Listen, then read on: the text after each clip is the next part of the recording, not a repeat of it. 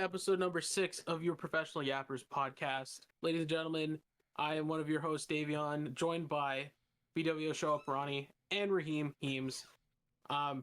Episode 6 is going to be a little different. We're kind of working out like a long form discussion piece with each one of the topics we're bringing up today. So let us know what you think, first of all, once you listen to everything.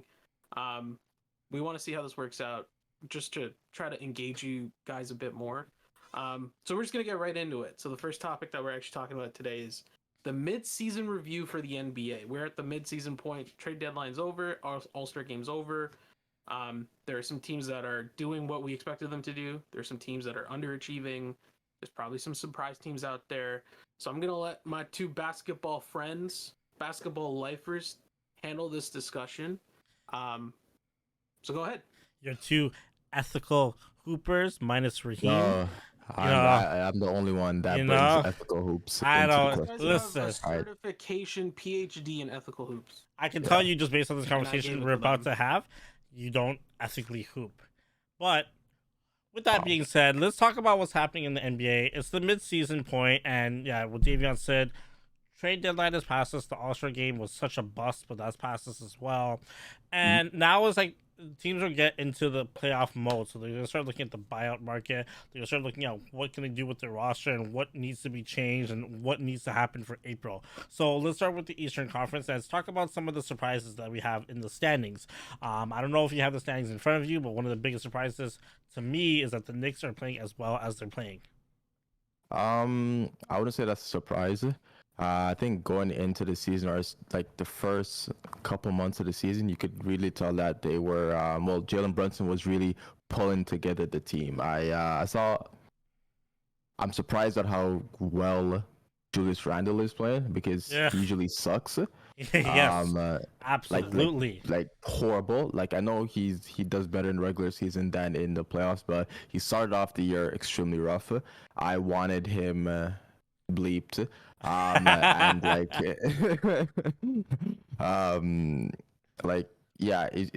I don't think it's surprising. I think with the pieces that they recently acquired, it's I mean, it's not surprising. See, I find it surprising because I'm a generational Knicks hater. So since the 90s, because I'm such a diehard Raptors fan, I can't like the Knicks and more. So like, listen, I know you were born back then, but back then the Knicks and the Raptors had a big rivalry. You know, with the Vince Carter T-Mac day, the T-Mac Carter days and the Charles Spiro days. You know, like it was crazy. And my brother was a hardcore Knicks fan, and I was a Raptors fan. So like it was like there was beef in the household way before the real beef that we have right now. So like me looking at it now, it's like the Knicks. I still hate the Knicks. Brunson's killing it. I still hate the Knicks. Yep. Like, short John Brunson. Like, never forget. You know what it's like? My whole basketball consciousness really pretty much started like when the Raptors were really bad, and the Knicks were still. So like right now. Excuse me. Chill. We went to pizza party. 3 wins in a row. Pizza party, bro. Oh, okay. The Knicks pretty much the whole time that I've been like an NBA fan have been bad. Like, they have been bad. There were times that they were supposed to be good. There was something on the horizon. There was a player coming. KD never came. I remember that was a huge thing. I laughed so hard during that offseason when like none of those big stars went there. But they've always been bad. Like, they've always been bad. So for them to be good and for their owner to not dominate the headlines for terrible things that he's doing or saying or not doing with the team is, I think, a good thing for them all around. What I'm interested to hear, especially because I know how big of a KD fan Mr. Heem is, what happened with the Suns? And just to kind of go off track again, you mentioned like, you know, big stars not wanting to come to the Knicks, which is kind of crazy because the Knicks is like considered the mecca of basketball. Like they play in the mecca in the Madison Square Garden. So for you to have that famous arena in the world. Yep. Yeah, so for you to have that like aura surrounding you and not being able to like sign a big player in the offseason, I think it just comes down to their front office being horrible. Exactly that. It's exactly that. Yeah. I was there. I signed KD, LeBron, and Steph in one summer. Well, they tried to though. They tried. No. But if I was there, I signed them in one summer. I'm just saying. I don't think so. Okay. I see the lie that just happened. I know you can't even spell the word general manager, but like never forget. GM. Yeah. Never forget that summer, like when they got Carmelo, they were trying their hardest to get LeBron and Dwayne Wade to join them. It just didn't happen. And it's so much of it is the front office. So like kudos to them for how well they're playing now. They have a strongly structured roster, and their coaching just will literally have their players die on the floor. Doesn't care. Have them die on the floor. So I'm surprised about the Knicks.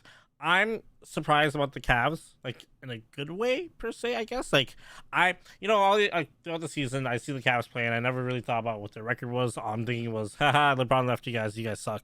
And I see like the Raptors beat the Cavs and other bum teams beat the Cavs. And then I look at the record. They won like 10 in a row at one point, and they were killing it. They're at last 10 games. They're 7-3, sitting at second of the East. Now, granted, a big reason why that's happening is because the Bucks are not playing that well, and the Sixers has lost Embiid. So Cavaliers, opportunists that they are, saw the opportunity and rose up to second place. And I'm surprised. Who would have thought that the Cavs would be doing this well? They've got a lot of young talent on that team, don't they? They do. That's what I was just about to get to. I really like Donovan Mitchell. I think he's a hooper. Yeah, I love Darius Garland as well. Like I think that combination. He hasn't been doing so much. Well. But he hasn't been doing much this season. I know he hasn't been doing much, but that the combination works really well. You see a lot of it from last year. Last year they played extremely well. Agreed. But my point to that is because I think Darius has been injured a lot this season. The fact that he's been injured a lot and the Cavs are still doing well, A, is a testament to Donovan Mitchell, and B, is just a testament to how well run the Cavs are, minus Evan Mobley. Yes, minus Evan Mobley. Minus Evan Mobley. You got the Heat barreling down. They're at 6th place right now, so they're just barely making the playoffs. But rounding the top is your good old Boston Celtics. And who would have thought that they get better from last year? Because last year they were killing it, and then all of a sudden they got Kristaps Porzingis and Drew Holiday. That summer was crazy. Crazy for Boston. To criticize Boston. Criticize? I know we give. That's a weird way to say celebrate, but okay, yeah. No, we're gonna criticize. I'm not gonna criticize Boston. I'm gonna criticize a player in particular, and we might want to timestamp this. Jason Tatum. Okay. Now, reason why I said that. Since he was drafted, okay, this guy has had tremendous talent surrounding him every single year, like every single year. Like who? What do you mean, like who? Like who? Tell me. Like who? We're gonna go through. We're gonna pull up his roster since he was drafted. Okay. Please. Last time I checked, he did. Every single year, he's had talent surrounded. He's never had a horrible team since he was drafted in the league. Well, no, and competent teams that have taken themselves to the playoffs. Like, if you're trying to like compare him to like LeBron with the Cavs in like the 2000s, no, that's not fair. It's different. Because Tatum was drafted to a Boston team that wasn't they only got that draft pick because of Philly because they're so stupid, and the Nets because they're so damn stupid. So they're already a decent team that were made better because of Tatum. All right, so to 2017, because we're gonna start with that, right? Okay. Off the top of the head, we have Gordon Hayward. Okay. Bum? He got injured that season. He literally broke his leg on the first 5 minutes. His leg on the first 5 minutes of that game. I remember watching that game. That whole season. He didn't play. Okay, yes. Okay, Al Horford. I'm sorry, 36-year-old man. Okay, go on. Okay, Al Horford. He had Kyrie. Okay. Terry had a really good year that season. No, go on.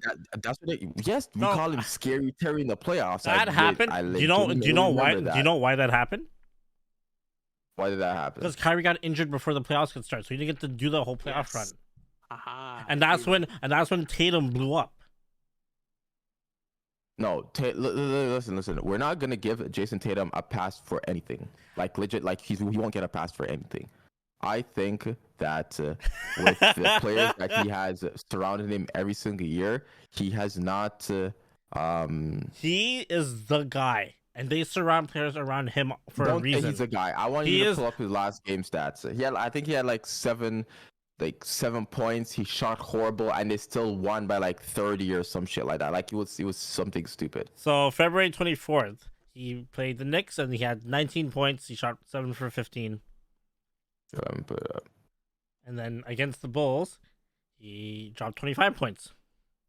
There was a game where they won, and he shot. And He that had 19 points, shooting 7 for 15 and 2 for 8 from the line, from 3-point line. So I'm pretty sure it was this game. yes, but overall it's still 7 for 15. You know that's how the stat works, right? I hear you. You act like he's not Steph Curry. First of all, he's Jason Tatum. He's a 6'8" guy trying to shoot threes, and clearly it's not at a good rate, but still. Again, I also hate the Celtics with all my heart. Okay. But I respect Tatum. That is crazy. It is crazy. So from the casual perspective, I will say I feel like people concentrate more on what he doesn't do than what he does do. Because anytime I hear about him, he's not done a good thing. Especially, I remember it was a couple years in the playoffs where he was saying, he was trying to like channel his, Kobe mentality, the Mamba mentality, and then completely was lost during that game. Yeah. And I think it lost them getting to the finals or something. I don't know. Yeah. I can't fully remember. I do think that maybe what people were expecting of him is not what is being delivered on the court, but again, I feel like I used to say that until they made it to the finals. And then since then you can really see the impact that Tatum has on this team. Like he's a hooper. He's that guy that he can probably get a bucket for you at the end of the game. It's really impressive the stuff that he can do. And I'm not trying to say that he's not the next coming of Kobe. I'm not saying that. But he has some Kobe-esque in him. He's a good player. Yeah. He just happens to play for a really... He's going to be a great player when it's all said and done, but he's good at what he does. I think he will be a great player when it's all said and done. He has to... Not if I have something to do with it. Oh, listen, man. KD looks up... KD respects him. LeBron respects him. All your GOATs respect him. Steph respects him. Like Pascal Siakam respects him. All your GOATs respect him, so I can understand why you can't respect him. Pascal Siakam is crazy. Quickly before we move on to the West, let's talk about the bottom of the East quickly. So in 7th, 8th, 9th, 10th, you still have Indiana, Orlando, Chicago, and Atlanta. And just based on last night's Indiana versus Raptors game, though, yes, the Pascal trade is good in hindsight for the Pacers, it's not gelling yet because it's too early, because the trade just happened. You got Raptors near the bottom at 12th spot, which is perfect. The thing that sucks right now is the Hawks kind of lost their best player. So Trae Young is out for like a few weeks. And that kind of opens the doors for the Nets and the Raptors to move up in the play-in spot, which is what us Raptor fans, we don't want that to happen. We want us to barrel out and get a top 6 draft pick. So it's status quo when you're the bottom, in my opinion. For the Eastern Conference, I think there's no surprises with him as well. He doesn't actually watch any of those teams that are in the bottom 5. You said Raptors fans, so like all 6 of you guys? 6 of us is crazy. Especially considering you want to buy a pair of Raptor tickets off me this season to take someone. But whatever. I'll take that offline. That's cool. Switch horses. He wants to see John Morant, by the way. I'm pretty sure it was the Memphis game. But anyway. It kind of was, actually. I know you wanted to take Nate to that game. And I was like, that's kind of crazy still. Oh, wow. Both y'all fans. Switch sides to the Western Conference. So Davion mentioned it earlier. Hold on. Before we do jump into any of the teams, and this is coming from someone who respects ethical hoops, and the name I'm about to bring up, unethical. Okay? Shout out to James Harden and the Clippers. They are playing so well. They've gelled together so well. It's like watching poetry in motion. Can you remind me? You're absolutely right. So for this one of the rare times, I will agree with you. Can you remind me? Was it the Clippers that were losing like 8 or 9 in a row? Yes, they could not find any rhythm whatsoever. Yeah. Okay. Like it was just like everything was just forced. Like nothing seemed to be working out, and then everything just started clicking, like just like that. Kawhi seems happy, showing a lot of emotion. PG's playing well. James Harden, I don't think I'd ever say this, but he's playing good basketball. Okay, it's no more Norman Powell, 6th man of the year. Norman Powell has been playing good. Zubac has been playing good. They're big. Like everybody is just stepping up to the plate and just delivering, and like you just love to see it. You're right. You're absolutely one of the red times I will agree with you. So with that being said, so before I even talk about KD, that bum, Raheem, who is first place in the Western Conference? I have no idea, but I'm pretty sure it has to be. Oh, is it Minnesota? Yes. Yeah. I think I remember it being Minnesota. And yes, who's actually tied with them at first right now? I have no idea. Take one. I just want to take one guess. Denver. No, OKC. Isn't that crazy? That's interesting. Isn't that crazy? Your top two teams are the Timberwolves and the OKC Thunder. One team is run by a Canadian guy, the other team is run by Anthony Edwards and Cat. And it's ludicrous to me. Like who would have thought? Who would have thought that, like, not the Nuggets, not the Suns, not the Mavs, not the Lakers. No, it's these two Hickville teams sitting at the top right now. And granted, here they only have a 1.5 lead from Denver. So Denver's in third place. It's only 1.5, and then the Clippers are right behind them by 2.5. But I did not expect that. I expected OKC to be good, not this good, this fast. Yes, their young core is extremely good. They have a want to, need to win mentality, especially with Shai leading the charge. Yep. He's an incredible basketball player, man. Like when I have kids, I want my kids just to be like Shai. Yep. There we with go. all that aura. Yep, that trade. Raptors fan if he comes. Yo, yeah. Would you be a Raptors fan if he came to Toronto? Oh no, there's nothing that could make me a Raptors fan. Not even LeBron coming to it. Like if Michael Jordan was to purchase a franchise, I still would not be a Raptors fan. Sorry. I'm glad we have this on tape, recorded, because I feel like this is gonna change in the future. This is not ethical hoops. Clearly, see, this is an example. You is are ethical. a fake ethical hooper. Sure. Unbelievable. Tell me about the Suns. What's going on with your boys? Lost for words. Disappointed. I don't know what to say. I don't know if it's to blame coaching. I don't know if it's to blame lack of depth. I don't know if it's to blame the big three not getting enough games together. I genuinely don't know what it is. It's just not working. I would watch the games, you could see Devin has 30, KD has 35. It looks like we're getting points off the bench, and then we're still losing. I just don't know. It just tends to slip away each and every game. It's just I don't know. Maybe it's the ref. I'm gonna blame the NBA. Maybe Adam Silver has some animosity against Kevin. It just has to be something. But if that was the case, he would never let Kevin get away with all these trades every single damn season. Listen, this is a new generation of NBA. I think you're spot on there. I think the coaching has part of it. It's just three superstars. Here's the thing with the Suns, KD can make it work because he understands playing with other stars, and Booker is playing crazy. It's just Beal is just banged up, and their bench kind of sucks, and the coaching isn't the best. Right, it's a better coach than they had last time, but it's you're in the Western Conference, and even with all that being said, they're actually in fifth place with a record of 34-24. So they're actually doing pretty well. It's just I think the expectations are so much higher that we wanted them to be top of the leaderboard, and we're supposed to run away with the league. Exactly, and it takes some time to jump, especially when they start the season and two of the players were injured, so it's just KD doing KD things for his life. Literally, that man was losing hair every night. You could see it. And now it's things are starting to get better for them. So I agree. The play-in spot looks really interesting for the NBA right now. So for the West, we have the Kings, we have the Mavericks, we have the Lakers, and we have the Warriors. That's actually a crazy play-in opportunity right there. That Western Conference stays stacked, and I'm not even gonna bother telling you about the bottom of the West because those guys are doo-doo, doo-doo, Raptor doo-doo. But that play-in for the Western Conference is crazy. Quick, Raheem, give me an too early MVP prediction. MVP? Yeah. Oh, okay. I'm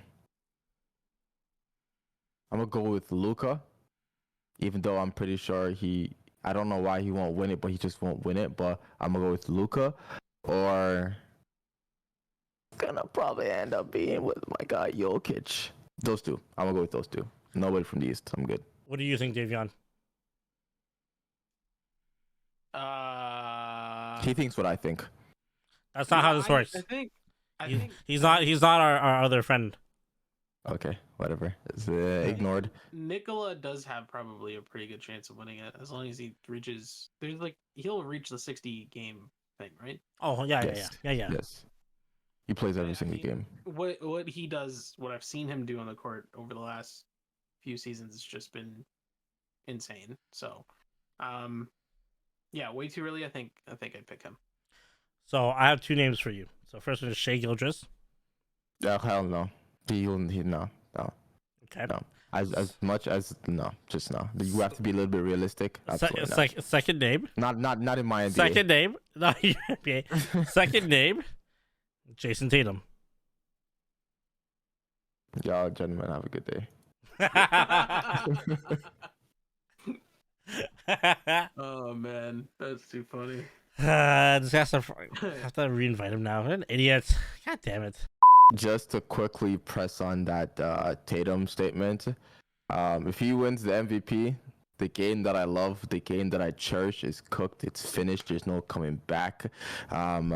We're gonna just have to have a serious rebuilding stage as a sport if Jason Tatum wins the most valuable player in this year's regular season. All right. You are such a generational hater. It's unbelievable. Jason Tatum, I cannot get behind that. You'd actually think that he like wronged you in your. He did. He did. He did. He most definitely did. Unbelievable. He pushed me down one day when I was a child, and I never gave. Listen. Forgive him. He sent Jimmy Butler and the Miami Heat to the NBA Finals. So. Why is that bad? Technically twice, if you want to really consider it like that. So he's on the hit list. You don't like? Wow. No comment. Don't you remember that photo I took? Don't you remember that photo I Jimmy? took of Raheem after the game? Yeah. No comment. You don't like Jimmy. No comment. What's wrong with Jimmy? No comment. He is the best day photos of all time. But anyways, Jason Tatum will pay for his sins one way or another, but just that MVP will set the game back like 1,000 years. Wow. Anyways, to switch topics quickly, but not too drastically, because I know you love LeBron James and you're all about that LeBron family. Let's have a quick discussion about what's going on with LeBron James' future contract, what's going on with Bronny James, because there's rumors circling around that he might not get drafted this season. He might have to move on to next season. And, with those rumors being said, and LeBron has a history of backtracking on the things he says, media is going ablaze right now based on that. So, LeBron. Okay, just quickly. LeBron contract extension. I did hear rumors that he wants to sign an extension with LA, which makes sense to me. And the reason why I say that is he's getting to the end of his career. Okay, he wants to be more of a family man. His family is really cemented in LA. And again, it's Hollywood. The market is great. If he wants whatever he wants to do after his retirement, it's gonna do surrounding like maybe acting or like movies or producing or whatever that is, which LA is great for. So why move, right? And again, family is close. He gets to go to the boys' game. He gets to hang out with his daughter, with his wife, go to dinner with his wife, whatever the case may be. So I don't see him moving from LA. I think the rumored money that I heard him asking for is too much. 9 figures. Yeah, I think that's kind of absurd. But again, it is LeBron James. He does bring a lot to your organization, and he's still playing really well. Right. So how old is LeBron now? 39 or 40. Something around that. 39 or 40. Yeah. 39. Yeah. He's turning 40 in December. Yes. Raheem, you should know that. I don't know why you didn't know that. Okay. You've literally been recorded saying that he's your father, so. Yeah. He's your long lost father. My only father. You know, yeah, go on. Anyways, but to kind of like move on from that as well, to speak about Bronny, obviously, I just gotta move on. The whole Bronny situation, obviously, he had like a huge heart problem was, did he go into cardiac arrest? I don't really know it was a cardiac situation, yeah. Cardiac situation, okay. Yeah, and then he was out of like basketball, doing any basketball activity for a couple months. So his performance right now is it's in I don't think line. it's concerning. It's in line with what happened a couple months ago. With everything that's going on, I don't think he's playing horrible. I think he's averaging like what, maybe 6'5" and like 3. The last time I checked, if I remember properly. And it's not like limited minutes. Like it's not. Yes, it's limited minutes, so he's doing that in limited minutes. Like, but he's playing really hard. He's playing really well. So him not, I don't think he should declare for the draft this year. Obviously, because he's not ready. Yeah, I think agreed. he still needs another year to like put on some more weight, to build some more muscle, and then get some more reps in, get some more minutes in before he declares for the draft. That would be like the smartest thing to do, and I'm pretty sure that's what his dad would advise him to do, because that's like the smartest thing to do. Why would you, like, if he declares for the draft this year, he won't get drafted. Like 100%. No general manager is picking him up. Don't matter who his father is. Yeah, okay? No. Because it doesn't make sense. He probably say hi to the G League. On a G League team. Yeah. But like it's not worth it. So you stay the extra year in college. You build your rep. You build your stock. Become a starter. Yep. You build your stock up. Maybe transfer to another team that you can be a starter at. Yeah, and then show like GMs what you have to offer, and still, the cardiac event is gonna play a big role in how high he gets drafted, or how low he gets drafted, or what round he gets drafted. But I still think an extra year in if you give him if you give him a full year playing full time, and if he transfers over to Duke, where there'll be even more eyes on him, I think it'll help him rise so high in the draft stock where he'll become a lottery pick. I think that actually will help him. I agree with that, only because I don't think he will get any game time at Duke. Like, yes, we know Duke basketball. Everybody loves Duke basketball. Everybody watches Duke basketball. But like, he's LeBron James' son. Everybody's gonna watch his game regardless. That's just my opinion on it. He's gonna bring eyes with him. I'm pretty sure his games have already been televised on ESPN. There's no reason for USC. Not in Canada. I get more Duke games in Canada. About Canada. You live in Canada. I know, but I pay. First of all, NBA, if you're seeing this, I paid for the app for a year, and I have blackout for the whole year, and I can't watch any games live. So thanks, guys, for that. But yeah. Let me ask you one last question, though. Go ahead. How does this impact LeBron's legacy? Cool. So let's move on to the MLB stuff. Excellent. So, Steve, I can take it away from you. So, we, as of right now, there are still 4 major free agents out there, and spring training has already started. We're a week into games being played this year to get 2024 season started. Cody Bellinger just signed. He was the last name off the table. He signed a 3-year, $80 million contract with the Cubs, which was very low compared to what everyone was expecting him to get. Especially after the season he had, you were looking at, 8 to 12 years, and he was looking for a lot of money.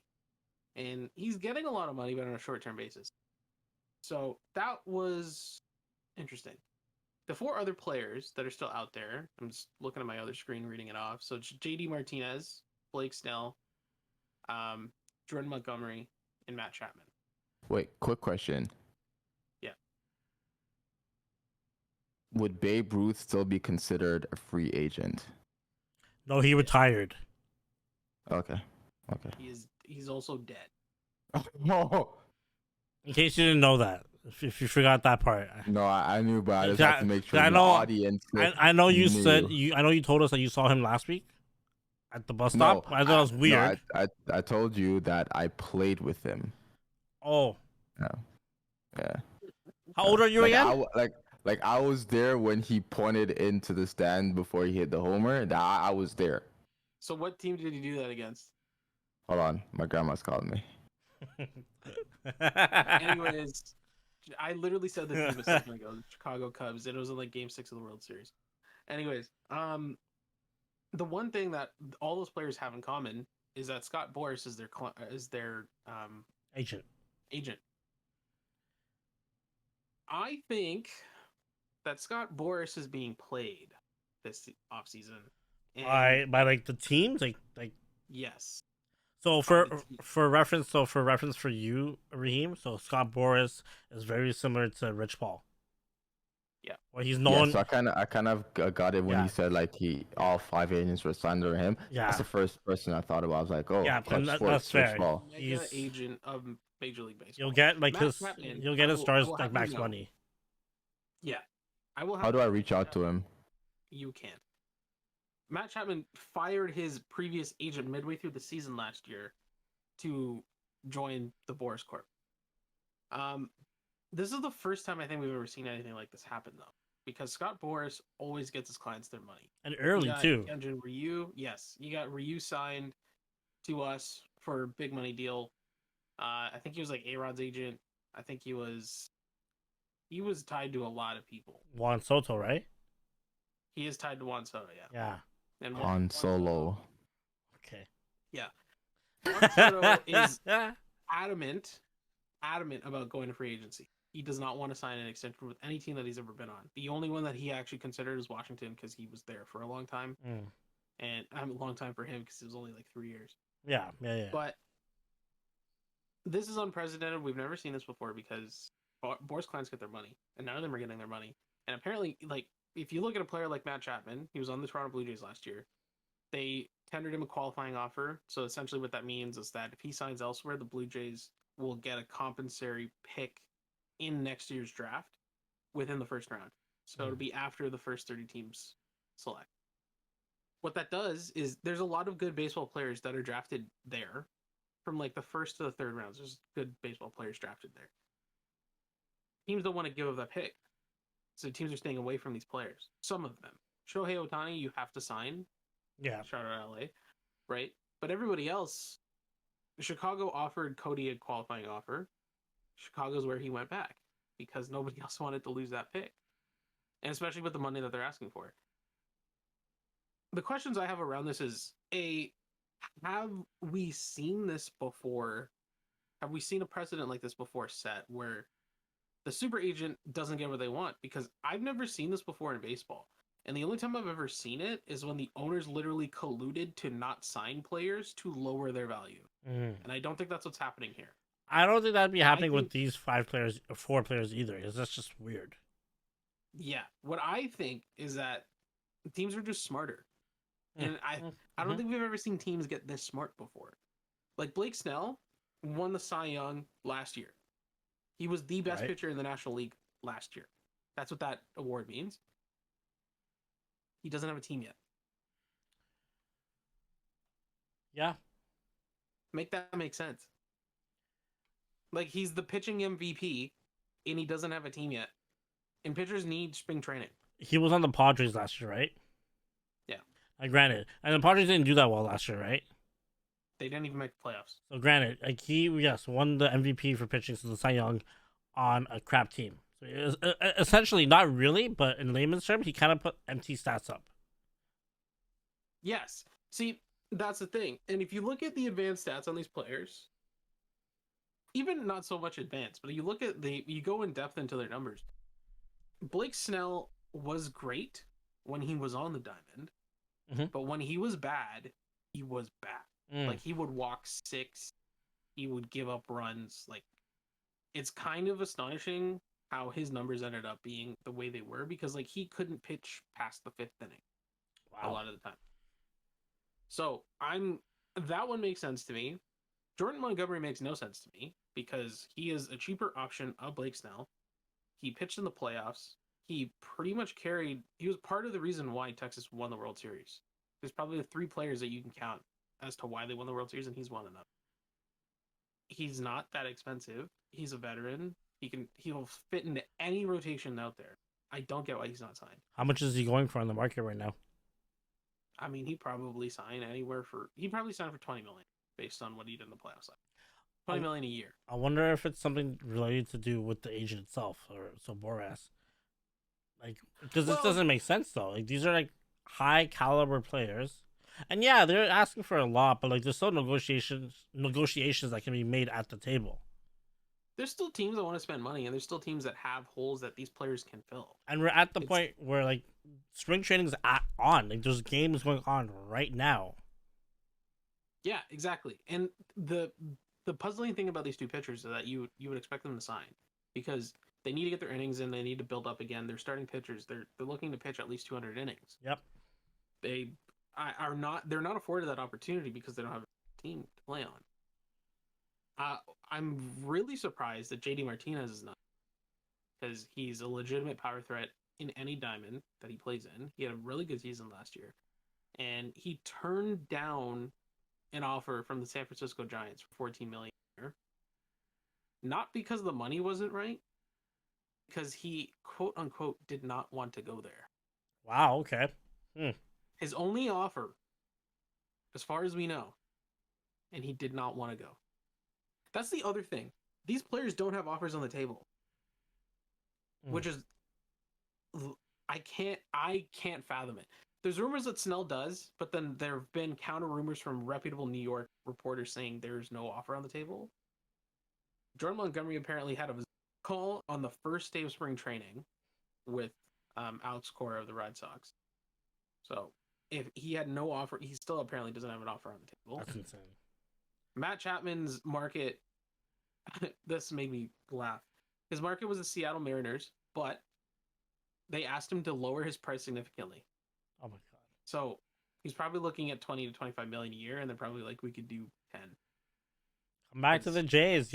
Run it back for 1 year. I don't care. See, but that's the thing. We have that draft pick compensation in our back pocket. We're gonna get it if he leaves, so that's why we're okay with leaving him out there. Yeah. Because we've signed other players that can fill that hole. But if no one else wants to sign him, he wants to come back for a 1 year, like $10 million deal.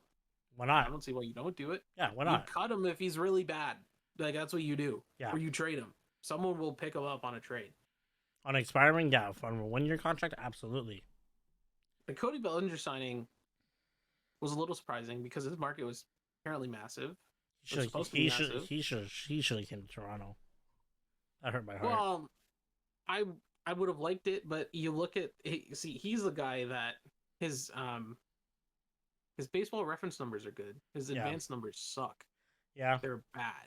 They essentially say he got lucky last year, and he barreled up some more balls. That's what he did. So I wanted to bring this up because I've never seen this before, but I don't know if this has ever happened in any other sport. Like a super agent is not getting his players signed. And the biggest free agent ever was represented by a completely different agency, and they got that done before Christmas. And it's almost like, is it a changing of the guard? Or are people just tired of Scott Boras? Because Scott is a very outspoken character. Maybe. I could see that being a possibility. And if I flip this back to like the basketball world, like there's always a negative connotation behind Rich Paul. It's always I'm going to get my player as much money as I can get, which is the job of an agent. But it'll be it's just the problem is like with Rich Paul, it also aligns like LeBron James. So like LeBron James will also assist in that, whether it's his own team or whatever he can do to help with that. And a lot of times you see max money giving out to players who don't deserve it. And if you flip that to MLB, maybe they're tired of Scott Boras getting his way. I would agree with that. There have been, I think, let's say 25 10-year plus deals like ever in baseball, and more than half of them don't work out. Yeah, like the Chapman offer that he wants in his head, hypothetically $20 million. That's ludicrous. Like he would have got it last year. I think he would have got it last year. Like before the season. Yeah, I think he's not putting enough stock into his catastrophic fall because we saw it. Yeah. We watched it every single day. Yeah. April was, wow, this is really good for Matt Chapman. He seemed to have figured something out, and then he just completely obliterated. I don't even think he hit 20 home runs last year. I think he hit 19. You're still like, your defense is there. I'm pretty sure he won Gold Glove last year. Nope, he lost IKF again. No, sorry, this year. So Anyways, He wanted the season before, but then this season, this past season, he lost it to our new third baseman. he's still giving up. He's still getting a world-class defense. Yeah, I'll say that. Yeah. He's going to be a top 3 in the Gold Glove every year. But his offense has always been the problem. He's only hit 270 once in his career, I think. He's always had power, but he came to Toronto and he seemed to have lost it, which is in the reverse of what happens when players come to Toronto. Yeah. Because our ballpark is small. Mm-hmm. Now, granted, last year power numbers for the Blue Jays were down across the board, and that they're saying it has something to do with the new renovation. I don't know. I just think we had terrible approaches all year last year. Yeah, no. But I mean, like a guy like JD Martinez, there's thousands of teams literally that could use him. He could go to Japan for all we know, and he'd do amazing. But I don't see how he's not signed anywhere. Like the Red Sox, how is he not going back to the Red Sox on a 1-year deal? How did we not call him? How did the Dodgers not consider it? How did the Seattle Mariners not consider it? Seattle needs power. They lost Teoscar Hernandez, let him walk out the door. They traded Jared Kelenic. What do they have? They don't have a lot of power. I mean, they have Julio. And they even traded Eugenio Suarez, who's they did. Yeah. They've My traded goodness. They had an area of strength, and then they traded that strength completely. Now they don't have it anymore. So, yeah, I think it's an interesting time because if Scott Boris's time as super agent is coming to an end, I wonder what that means for the teams. Because are the teams just being like, we're not going to sign you at your number. You have to come to our number, which has never been the thing. I mean, we've seen the opposite with Ohtani. Everybody that was in the Ohtani sweepstakes was here's a blank check. Put what you want down. We will pay it. You just need to decide on who you want to decide. Because I think if he left that open to, hey, the Dodgers offered me this. Can you guys offer me this? Another team would have upped the Dodgers offer. Yeah, for sure. So remind me again, how much did Shohei get from the Dodgers? 800 or 700? 700 million. So what if teams are now looking at it like this? It's like, hey, Shohei got 700 million. Are you a Shohei type player? Are you worth this much money? Because if Shohei got 700 million, why should you get 200 million? I wonder if maybe they're looking at Shohei's amount, like that's a lot of money. Maybe this shouldn't be the norm. Because now players are gonna look at like, hey, I'm worth 300, 400, 500 million. I can do that, even if they're not. I think Cody Bellinger thought he was gonna benefit from that. Yeah, and he didn't. And I think the other thing is that this year's free agent class sucked. Terrible. Except for Shohei, but yeah. And I think the teams are looking at what's available. Can we sign a few guys on 1-year deals and let's shift our focus to next? Juan Soto's a free agent. There's rumblings that the Padres still want to unload some players and maybe not. They won't do it yet, but they might do it at the trade deadline. Fernando Tatis's name's out there. Manny Machado's name's out there. Really depends on how they do. The Yankees are going to be in buy mode. The Red Sox are going to be in buy mode. The Blue Jays are going to be in buy mode. The Dodgers are always in buy mode. The Giants have been trying to land a large free agent for almost half a decade now. And there's better players next year than there are currently than there were this offseason. So I think for the Blue Jays, I think that's what they were trying to do. I don't know about everybody because these players available can fit and fix holes on their team. But yeah. We'll have to see what happens in the next couple of months. Season doesn't start till April, so we got some time still.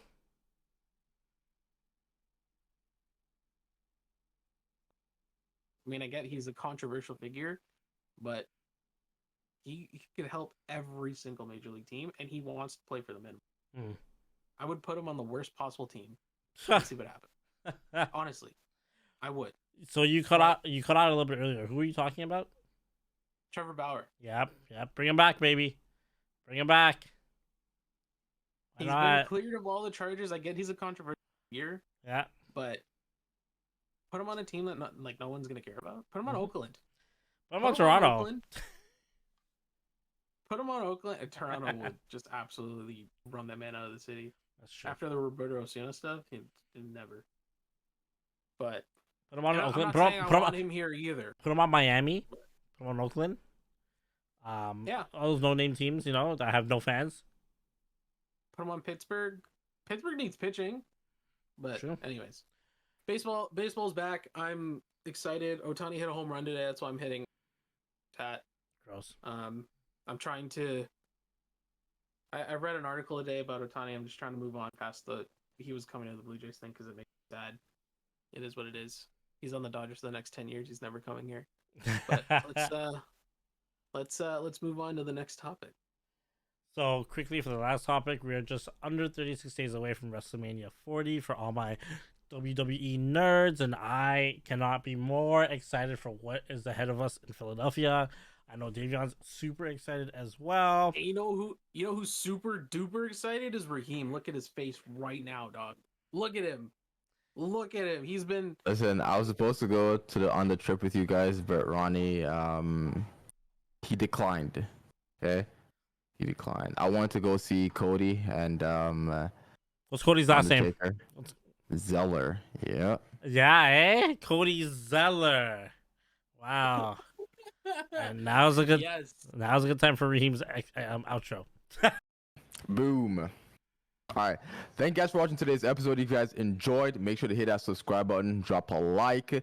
First of all, I know you guys love the content, so make sure you make sure you follow us on all of our social medias, link in the description down below. Also follow us on Apple Music and on Spotify. We do post it, so if you're, going to work, going to cheat on your girlfriend, whatever you're going to do, play the podcast. Oh, but don't cheat on your girlfriend. Don't do that. Yeah, listen to the podcast.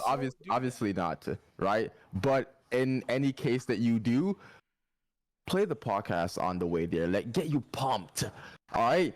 Now, see you guys on the next episode. See you guys. Yeet. Yeet.